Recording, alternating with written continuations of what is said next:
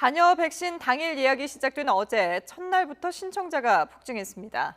백신 접종자에 대한 인센티브까지 더해지면서 일각의 백신에 대한 부정적인 시선이 바뀌게 될지도 관심입니다. 오늘 신규 확진자는 587명으로 사흘 만에 다시 500명대로 내려왔습니다. 방역당국은 5주째 확진자가 정체 국면에 있다고 판단했습니다. 자세한 내용 류재복 해설위원, 김경우 백병원 가정의학과 교수와 살펴보겠습니다. 두 분 안녕하십니까? 네, 안녕하세요.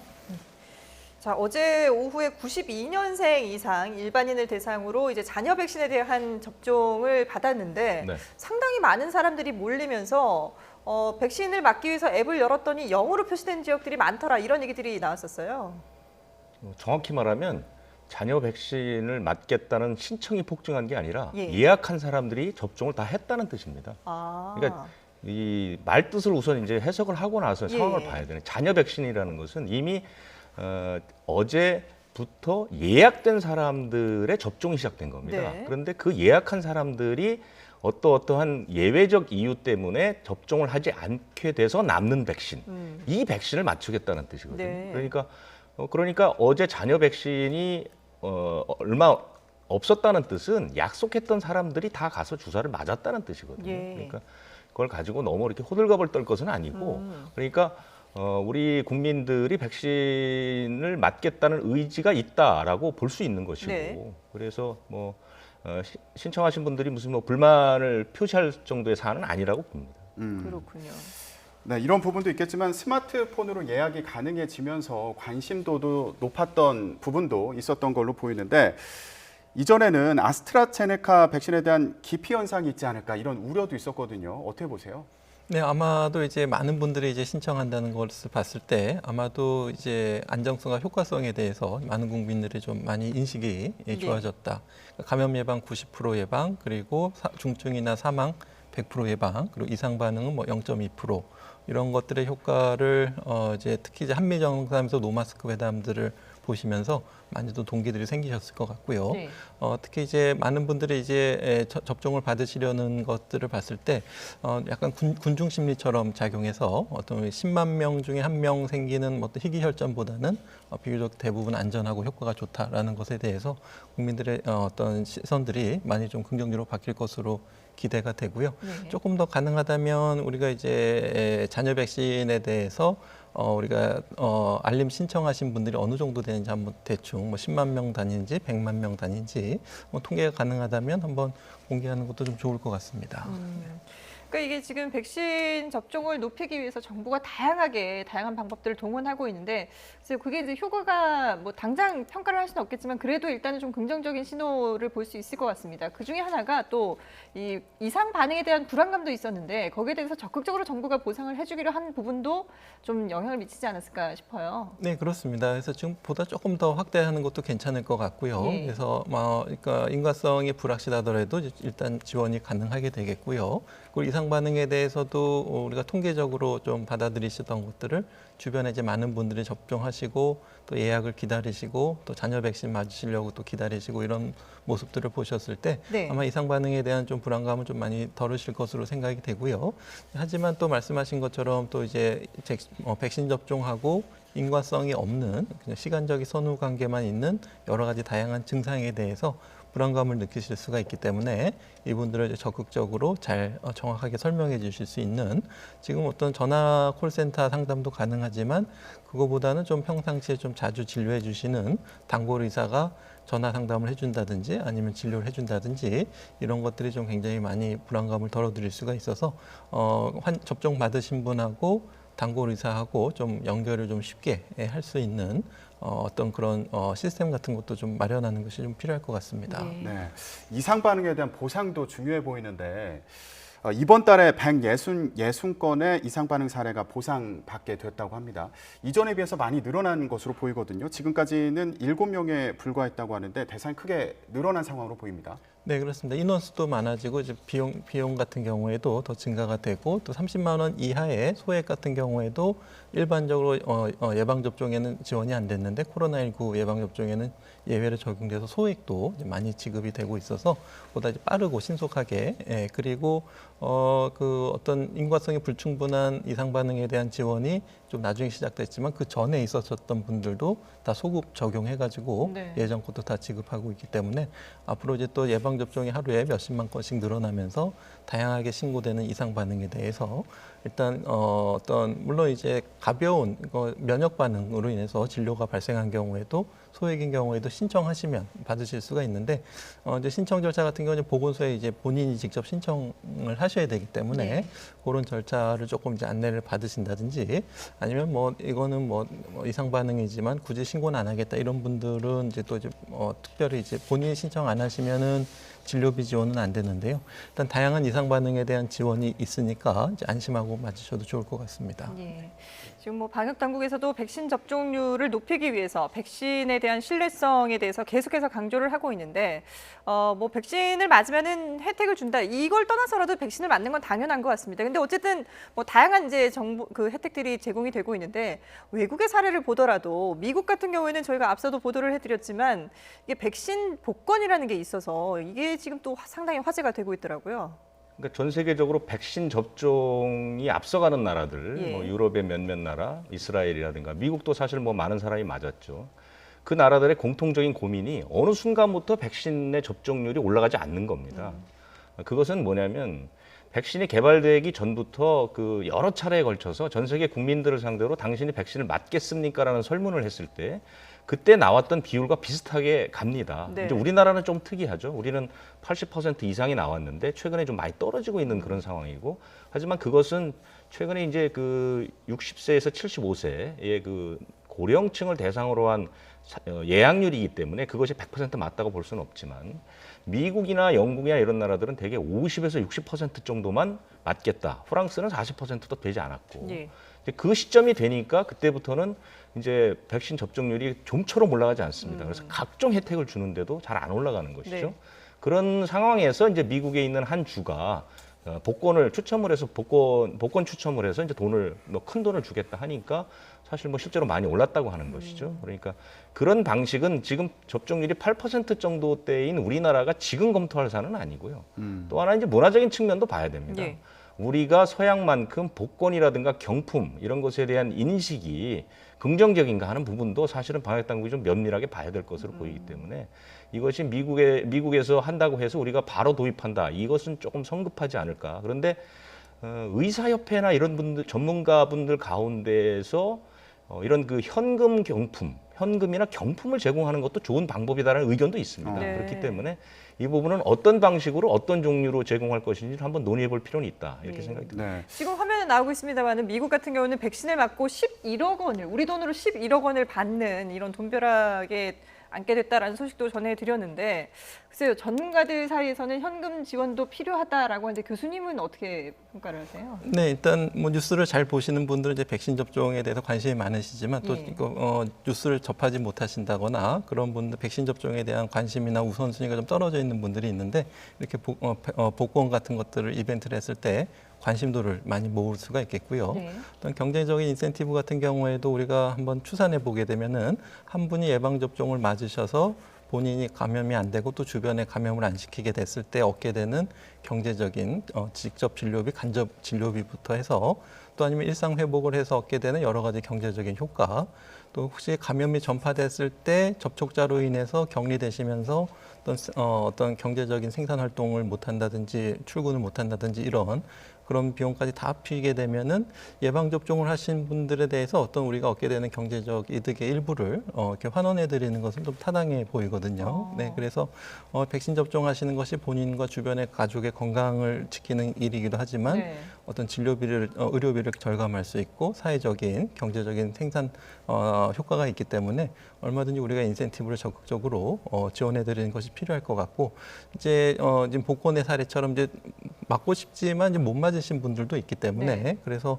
일괄적으로 지급하는 것보다 이렇게 복권처럼 해서 맞으신 분도 좀 받기는 어렵지만 예. 다양한 이벤트를 통해서 또 이제 또 단계적으로 확대하면서 좀 초반에 좀 많이 못 맞으신 분들이 조금 서운해하지 않도록 좀 배려하면서 여러 가지 인센티브를 개발하면 좋을 것 같습니다. 네.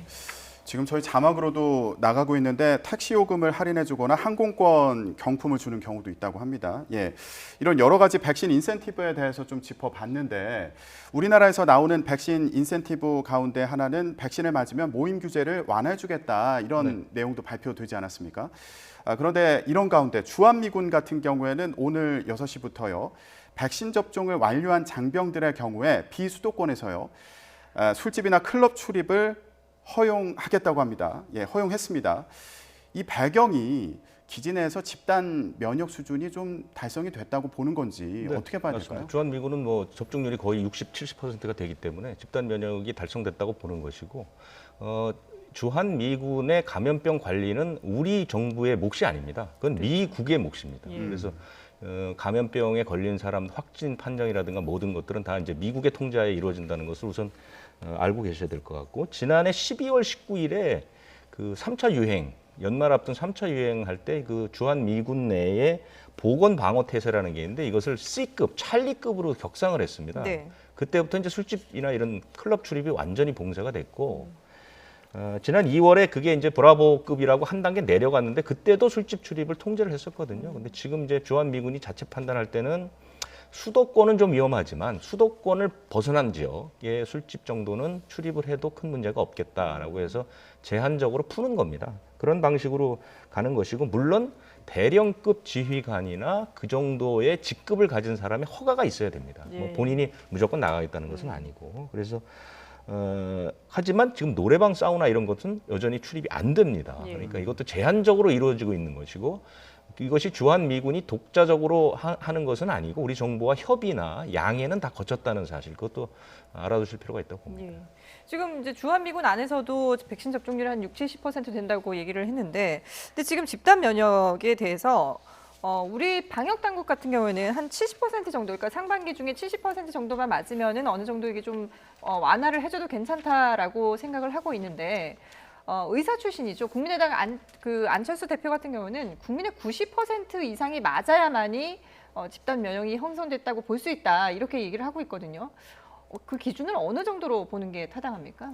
네, 우선 우리가 집단 면역하게 되면은 우리가 많은 분들이 예방 접종을 맞으셔서 이렇게 그 무리 안에서 예방 접종을 안 맞으신 분들 보호해주는 효과 네. 이렇게 보게 되면은 지금 최근에 미국 연구에서 이제 미국 요양원 입소자들을 대상으로 백신을 맞은 분과 안 맞은 분 간에 어떤 감염률 감소 효과를 봤을 때 거기에 있는 분들이 많은 분들이 예방 접종을 맞으시게 되면 안 맞으신 분들도 감염이 줄어든다라는 것을 이제 보고를 했고 이제 파우치 소장도 이런 효과에 대해서 집단 면역의 미니 버전 효과다 이렇게 표현을 했거든요. 네네. 그러니까 집단 면역이 5천만 국민을 상대로 나타나기보다는 일단 각 집단별로 면역 효과, 감염 예방 효과들이 나타날 것 같은데요. 아까 이제 군대를 말씀하신 것처럼 군대에서 집단 면역 효과가 생긴다든지 또 이제 우리나라도 지금 요양원이나 요양병원의 시설에 이제 많은 접종이 이루어졌는데 구체적인 통계는 봐야 되겠지만 예를 들면은 이제 요양원, 요양병원에 계신 분들이 한 77%, 80% 정도 1차 접종을 마쳤다고 가정했을 때 그리고 예방 효과가 한 90%라고 보게 되면은 실제로 거기서 발생하는 감염 감소 효과는 뭐 한 70% 정도 감소를 해야 되는데 현재 초기 데이터지만 실제 감소 효과는 더 크게 85%가 감소한 것으로 나타났고 또 감염 집단 격리가 일어나는 요양 시설의 개수도 16개에서 9개로 많이 줄었다는 얘기거든요. 그러니까 이런 집단 면역이 개인의 백신을 안 맞으신 분에 대해서도 감염을 줄여주는 효과가 있고 또 어떤 그 집단 시설별로 봐서도 그 시설 자체에서 집단 감염이 생기는 사례들이 줄어들고 있는 것으로 보여서 일단 접종을 많이 하신 그 집단을 중심으로는 집단 면역 효과가 일부 작은 버전으로 작은 형태로 나타날 것으로 기대가 되기 때문에 이제 국민의 이제 70%가 이제 접종하게 되면은 5천만의 어떤 집단 면역 효과라기보다는 이제 그 각 국민들이 속하신 공동체 중심으로 이제 감염이 줄어드는 그런 집단 면역 효과를 우리가 기대해 볼 수 있을 것 같은데 그게 이제 70%냐 아니면 이제 어느 정도 방역 조치를 잘하느냐 이거에 따라서 각 집단별로 나타나는 면역 효과는 조금 다르게는 나타날 수 있을 것 같습니다. 그러니까 어쨌든 70% 정도만 그 백신을 맞는다 하더라도 집단 면역은 충분히 이룰 수 있다라는 말씀이신 건가요? 네, 거기 이제 추가적으로 방역 조치를 한다면 70%가 안 돼도 감염 예방 효과가 많이 나타날 것으로 기대할 예. 수 있을 것 같습니다. 네. 국민 개개인이 속해 있는 그 공동체의 집단 면역이 또 중요하다는 그 설명도 인상적이었습니다. 이렇게 집단 면역을 달성하기 위해서 결국 백신 접종률이 중요할 텐데요. 어제 백신 접종자가 65만 7천여 명을 넘어서 하루 최다 접종 기록을 세웠습니다. 정부는 다음 달 접종 목표를 달성할 수 있을 것이라고 자신했는데요. 관련 발언 들어보고 오겠습니다. 어제 하루 동안 백신을 접종받은 국민은 약 65만 7천 명으로 백신 접종이 시작된 지난 2월 이후 1일 최대 접종 규모입니다. 고령층 대상 우선 접종이 순조롭게 진행되고 있으므로 국민 여러분의 적극적인 참여와 협조가 이어진다면 다음 달까지 1,300만 명 접종 목표가 무난하게 달성되는 것은 물론 일상 회복과 집단 면역의 시간도 충분히 앞당겨질 수 있을 것입니다. 네, 전해철 행정안전부 장관의 브리핑 내용 함께 들어보셨습니다. 자, 어제 하루 동안 백신을 접종받은 국민이 약 65만 7천 명이다. 이런 브리핑 내용이었습니다. 그런데 이전에는 하루 접종 최고치가 30만 명 정도였거든요. 그러면 2배가 넘는 수치가 나온 건데 이 배경은 뭐라고 봐야 될까요? 네, 그렇습니다. 이제 민간 위탁 의료기관, 그러니까 1만 2,800개소에서 이제 접종을 하고 있고요. 각 개소의 어떤 규모나 인력에 따라서 접종 가능 인원이 좀 차이가 있겠지만 보통 한 1시간에 10명 정도 예약을 하고 있고요. 예. 그렇게 되면은 우리가 접종하시고 나서 한 15분 내지 30분 정도 대기하시는 분들이 한 서너 명 정도 모여 있는 상태, 그 정도 유지할 수가 있겠는데 그러면 뭐 보통 한 9시부터 오후 점심시간 빼고 한 3, 4시까지 하게 되면 한 50명 정도 이렇게 각 각 의료기관에서 접종이 가능할 수가 있겠고요. 네. 이제 100명까지도 가능할 수 있겠는데요. 그래서 전국 방방곳곳에 어떤 의원급 또 병원급 의료기관에서 아스트라제네카 백신 같은 경우에는 냉장 보관이 가능하기 때문에 그래서 적극적으로 백신 접종이 이루어지면서 동시에 많은 인원이 접종이 가능하게 되고 있습니다. 예. 그러니까 지금 보면은 이제 백신 접종 속도는 충분히 우리 그 지금 현재 역량으로 본다면 높일 수 있는 그런 상황인데 지금 이제 물량만 들어온다면 뭐 얼마든지 백신 그 접종자는 늘릴 수 있는 그런 상황입니다. 지금 7월부터 50대 그리고 수능 수험생, 교사 등 일반인 접종이 시작이 되고요. 방역 당국에서는 뭐 택배 배달 기사, 환경 미화원들도 우선 접종하는 방안을 검토하겠다라고 얘기를 했는데 그러니까 지금 이제 뭐 백신 물량도 충분히 들어올 예정이고 방역 당국으로서는 조금 더 속도를 내 보겠다 이런 계획으로 봐야 되겠죠. 그렇습니다. 7월부터 이제 사실은 그 7, 8, 9, 3분기에는 1차 접종을 거의 마친다는 계획이고요. 네네. 10월부터는 이제 2차 접종을 마무리한다는 것이고 3분기에 우리가 들어올 물량이 한 1억 회분 정도가 들어오니까요. 물량도 계획대로 들어온다면 큰 문제가 없고요. 그다음에 이제 자꾸 접종 능력에 대한 의문을 많이 하시는 것 같은데 네. 지금 그 위탁 의료기관이라고 해서 이제 독감 주사 놔주는 그러니까 아스트라제네카 같은 그 일반 그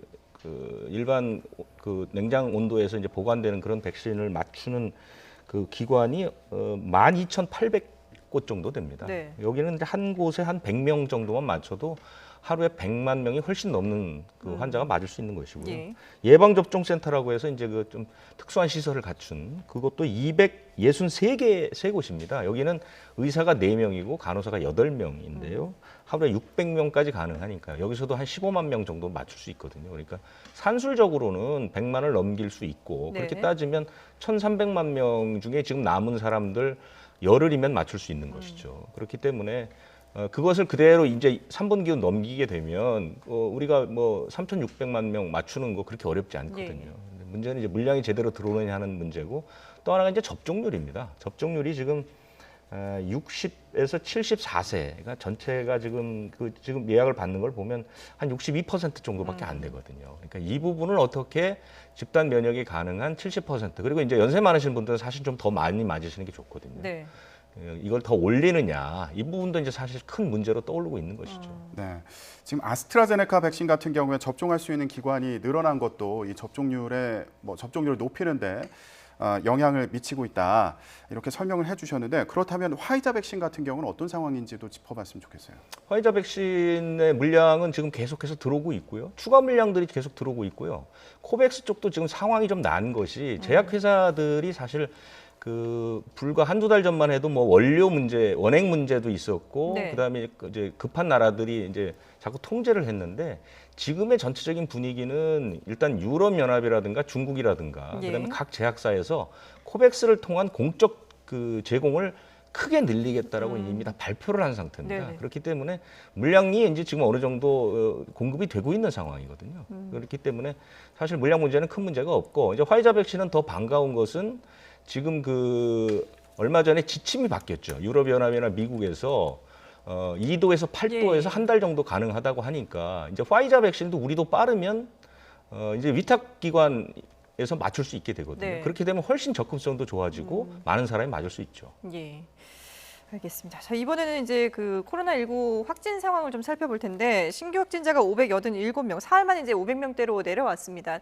전반적으로 조금 이제 방역 당국에서는 계속해서 지속적으로 좀 관리가 되고 있다, 정체 국면이다 이렇게 이제 보고 있는 것 같은데 근데 지금 제주가 어제도 저희가 제주 상황을 짚어봤습니다만은 제주가 상당히 이제 확진자들이 많이 나오면서 2단계로 거리두기를 격상할 것이냐 말 것이냐 이걸 논의한다고 했는데 조금 전에 발표가 났는데 보면은 이제 비수도권으로는 세 번째로 거리두기를 2단계로 격상하겠다라고 결정했다고 하거든요. 지금 상당히 좀 심각하다 이렇게 봐야 될까요? 그러니까 두 가지의 포석이 있다고 봅니다. 예. 지금 상황이 너무 나쁘다는 거, 그리고 이제 곧 제주도를 더 많은 사람이 찾을 가능성이 있다는 휴가철도 거. 다가오고요. 이게 두 예. 가지가 있기 때문에 아마 한 것이고 현재 감염 재생산 지수가 제주가 1.4입니다. 네. 그러니까 상당히 높은 편이고요. 지난해 1년을 통틀어서 제주도의 전체 확진 환자가 421명인데 5월 들어서 지금까지가 300명입니다. 그러니까 뭐 엄청나게 많은 그러네요. 것이고 예. 그것이 이제 1월부터 계속해서 이제 늘어나는 그런 추세를 보이고 있죠. 그리고 이제 더 위험스러운 것은 뭐냐면 지금 전체 확진 환자의 67%가 도내 확진 환자의 접촉자입니다. 그러니까 이미 이제 도내에 만연이 돼 있을 가능성이 높거든요. 예. 거기에 이제 변이 바이러스도 발견이 됐습니다. 그러게요. 그러니까 지금 상황 자체도 2단계를 올릴 수밖에 없는 그런 상황인데다가 앞으로 더 많은 사람들이 제주를 찾을 가능성이 높아지고 있거든요. 네네. 뭐 어제도 잠깐 말씀드렸지만 많은 사람들이 외국으로 나가지 못하기 때문에 제주도를 찾고 있고요. 그렇게 되기 때문에 지금 방역 수칙을 조금 당기지 않으면, 조금 이렇게 압박하지 않으면 여름 휴가철에 감당할 수 없는 수준이 된다. 아마 이런 것들이 고려되지 않았나 싶습니다. 그렇군요. 어쨌든 지금 뭐 지역 그리고 비수도권, 수도권 할 것 없이 지금 집단 감염이 곳곳에서 발생하고 있는 상황인데 방역 수칙 다시 한번 좀 철저하게 지켜야 되겠다는 생각이 듭니다. 주변을 한번 돌아봐야 되는 그런 시기가 아닐까 싶습니다. 지금까지 코로나19 상황 유재복 해설위원 그리고 김경호 백병원 가정의학과 교수와 함께했습니다. 두 분 말씀 잘 들었습니다. 네, 감사합니다.